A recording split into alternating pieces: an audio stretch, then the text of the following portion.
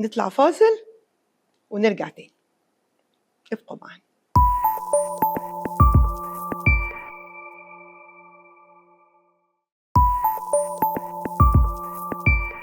ورجعنا بعد الفاصل، معانا رسالة صوتية نسمع كده. أنا اتولدت في بيت بابا دايما كان مسافر برا، ولما كنت أسأل وأنا صغيرة عن غيابه ماما تقول لي بيجيب فلوس. عشنا في مستوى اجتماعي كويس، بس للأسف من غير أب، وإحنا 3 بنات. أمنا حاولت تعوض غياب أبونا بإنها تصرف فلوسها على التجميل والحفلات وصحابها. يعني بيتنا كان فيه فلوس، بس من غير لا أب ولا أم. عمرها ما حضنتنا، وكانت جافة دايما معانا. ولما بابا قرر يرجع بقينا عايشين في مشاكل وكترت خناقاتهم، وبدأوا يطلعوا زهقهم وعصبيتهم علينا أنا وإخواتي، لغاية لما اتفرقنا أنا وإخواتي، وكل واحدة راحت في ناحية. أختي الكبيرة راحت عاشت مع خالتي اللي مش بتخلف، والتانية راحت اشتغلت في محافظة تانية وبعدت. أما أنا فدخلت جامعة في محافظة تانية، وعايشة مع صاحبتي في بيت للمغتربات. إحنا ال3 بنتقابل من وقت للتاني، بس قررنا نبعد عن بابا وماما، لا نرد عليهم ولا نزورهم. ورغم محاولات بابا إنه يتواصل معانا، لكننا كنا واخدين منه موقف. هل كده نبقى عاقين بعد اللي عملوه فينا؟ هو بابا عمل لكم ايه يا بنتي؟ ده بابا اتغرب وضيع عمره كله عشان يجيب فلوس عشان تعيشوا عيشة كريمة. بابا عمل ايه؟ ما هو بابا ده كمان لو كان قاعد هنا ومش عارف يعلمكم ولا عارف يعالجكم ولا عارف يصرف عليكم، وكنتوا قلتوا له ما دورتش بره ليه على مصدر دخل تاني، ابوكي عمل ايه؟ مامتك ست مستهترة معاكي، لكن الاب عمل ايه؟ انا صعبان عليا باباكي قوي. رجع، انت عارفة ان والدتك مستهترة، ورجع بقى في خلافات بينه وبين والدتك، ده يصعب عليكي اكتر. الراجل ده راجل محترم قوي، ما يستحقش منك ده. بالنسبة بقى لوالدتك اللي بتصرف على التجميل مش مركزة معاكوا وما خدتش بالها منكم، هي غلطت، بس مش لدرجة انها تتقاطع يعني. مش هتبقي روحك في مامتك ولا كل يوم عندها، بس مش لدرجة ان لما تتكلم في التليفون ما نردش عليها. هي غلطت، بس هي الحقيقة ما أجرمتش، حسابها عند ربها. وبالنسبة لوالدك يستحق قوي تشيلوه على راسكم، حقيقي ده راجل محترم جدا. نشوف الرسالة اللي بعدها.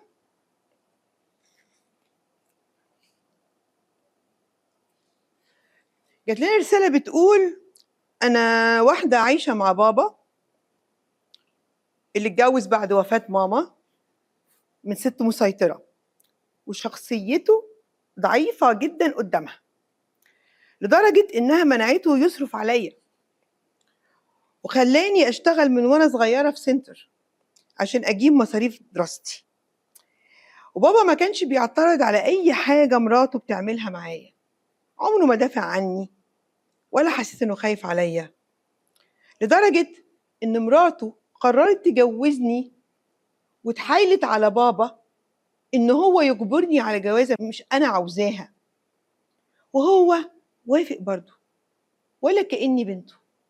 في الآخر اتجوزت، وقلت يمكن ده الحل عشان أبعد عن بيتي. اللي شجعني أكتر إن أخوها هو اللي كان بيحبني. بدأت بقى أستغل حب أخوها ليا في إن أنا أحاول أذيها وأحاول أضايقها وأحاول أرد اللي اتعمل فيا. طلبت منه حاجات كتير وأنا عارفة إن إمكانياته ما تستحملش، دمرته نفسيا وخليته يستلف فلوس، وعملت كل ده علشان خاطر أرد فيها اللي عملته فيا. بابا النهاردة في أيامه الأخيرة، هل بقى له حق عليا إن أنا أروح وأقعد معاه، ولا ملوش حق عندي وإن أنا النهاردة لما ما أروحلوش ده أقل حقوقي بعد ما رماني؟ الحقيقة إن بابا عشان شخصيته ضعيفة فهو يلام ويصعب علينا برضه. ضعف الشخصية ده مرض نفسي، ضعف الشخصية ده بيحتاج علاج. هو ضعيف الشخصية غصب عن إرادته. أنا مش بقولك إنه صح إنه ما قدرش يقف قدام مراته عشانك، بس هو فاقد ثقة النفس، هو مش عارف يعمل إيه. ازعلي منه، ما أقدرش أنكر، وفعلا كان له دخل كبير قوي في اللي انت بتعانيه، بس خدي بالك انت ما اتجوزتيش أخوها عشان تخلصي من اللي انت فيه، انت جوزتي أخوها عشان تنتقمي منها. هنا الانتقام خلاكي تخسري أيامك اللي فاتت واللي وريهولك، وأيامك اللي جاية عشان بتنتقمي، والانتقام عمره ما بيعمل سعادة. فأنا شايفة إن السماح هنا مش عشانهم، عشانك انت من حقك تعيشي أحسن من كده. معانا رسالة صوتية نسمع كده، اتفضل أو اتفضلي. احنا 3 بنات اخوات، عشنا مأساة واحنا لسه أطفال. للأسف أبونا اللي المفروض يحمينا كان بيتحرش بينا. لما واحدة فينا كانت بتبقى لوحدها كان بيعمل معاها كده. لما كنا بنرفض ونقاوم ونقول له عيب وحرام كان بيضربنا. كنا بنشتكي لأمنا وكانت بتتخانق معاه، لكن برضه كان بيضربها ويقول علينا كدابين. أمي اتطلقت وخدتنا منه بالمحكمة، واشتغلنا واتبهدلنا عشان ما نحتاجش لحد. عدل ربنا وانتقامه كان كبير. دلوقتي هو تعب وجاله مرض وحش جدا وبعت لنا وعاوز يشوفنا، بس احنا مش قادرين نسامحه وننسى اللي عمله فينا ونروح نزوره في محنته. ما تروحلوش ولا يستحق، لو شفتوه في الآخرة ما تسلموش عليه. ده راجل لا عنده لا شرف ولا ضمير. اللي يتحرش ببنته ده يعني أنا برضو يعني لا، ده بقى ما يتسامحش. وكتر خيرها أمك دي ابقوا تحت رجليها، لكن الراجل ده لازم محدش يسأل عنه عشان يبقى عبرة لنفسه ولغيره. والنهارده انا ما اقدرش اقول لك روحي قابليه. تقابليه عشان ايه؟ عشان تفتكري وانت صغيره عمل فيكي ايه؟ ولا تقابليه عشان يقول لك انا اسف؟ على فكره مش هقول لك انا اسف، ده راجل مريض، مش هقول لك انا اسف خالص. اوعي تفتكري ان هو فعلا اسف، هو مش اسف، هو عنده مرض، بس المرض ده بيجي اساسا من قله المروه، من قله الشرف، عشان هو راجل وحش. فلا طبعا، احمي نفسك انت واخواتك وما تشوفوهوش تاني.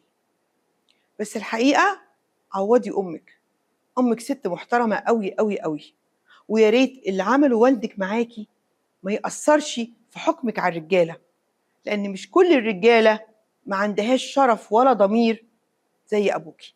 بعتذر طبعا ان انا بشتمه، بس هو يستحق ده. معانا رساله تانية.